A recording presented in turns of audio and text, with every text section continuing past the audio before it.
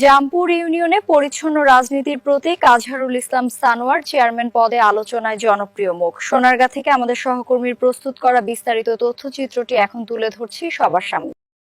নারায়ণগঞ্জের সোনারগাঁ উপজেলার জামপুর ইউনিয়নে আসন্ন ইউনিয়ন পরিষদ নির্বাচনকে সামনে রেখে চেয়ারম্যান পদে আলোচনায় উঠে এসেছেন জামপুর ইউনিয়ন বিএনপি সাধারণ সম্পাদক আজহারুল ইসলাম সানোয়ার।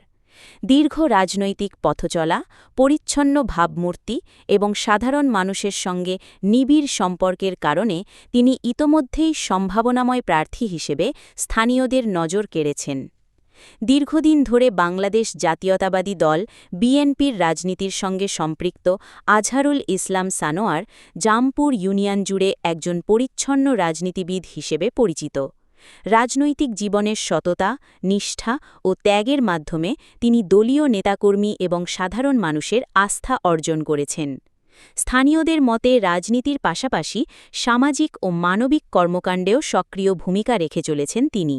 বিভিন্ন সময় অসহায় ও দরিদ্র মানুষের পাশে দাঁড়িয়ে সহযোগিতার হাত বাড়িয়ে দিয়েছেন, যা তাকে জনমানুষের আরও কাছে নিয়ে গেছে। চেয়ারম্যান পদে সম্ভাব্য প্রার্থী হিসেবে স্থানীয় মানুষের কাছে ইতোমধ্যেই পরিচিত মুখ হয়ে উঠছেন আজহারুল ইসলাম সানোয়ার।